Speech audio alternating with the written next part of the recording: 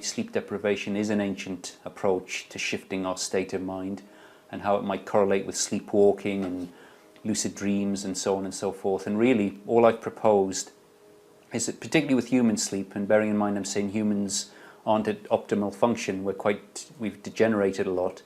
I'm saying one side of our brain is very inefficient. It effectively has weak batteries, but that's the side we're running on, and it's perceptually dominant. So it runs the show for 12, 16, 18 hours, and its batteries are getting weak, and we feel tired, and it's a very dominant feeling. We get irritable, our speech starts to slur, we become clumsy.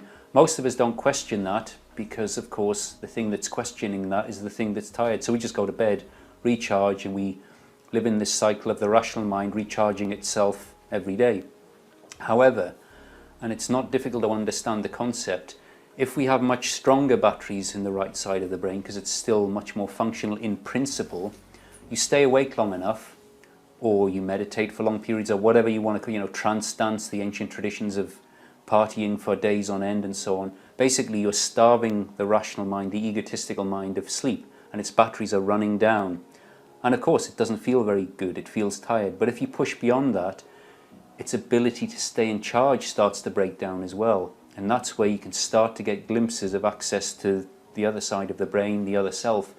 And of course, it's embedded in ancient tradition, exactly as I'd expect. There's nothing new in staying awake to reach a different state. It's not understood anymore. It's often seen as it must be some kind of primitive nonsense.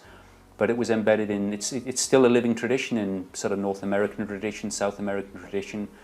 It's kind of tied in with the Buddhist tradition, the Buddha staying, meditating for 7 days before he reached an altered state. Crops up a lot.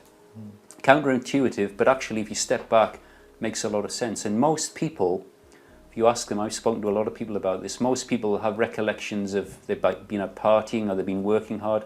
And sure, they get tired, but within that they get glimpses of something else, a kind of softness, a more relaxed state, often more emotional, because again there's more access to that emotional side of the brain, and even feeling quite good, quite an altered state for brief windows, or getting a second wind even. Be really, really tired, no sleep, and then suddenly feeling fine for half an hour, an hour.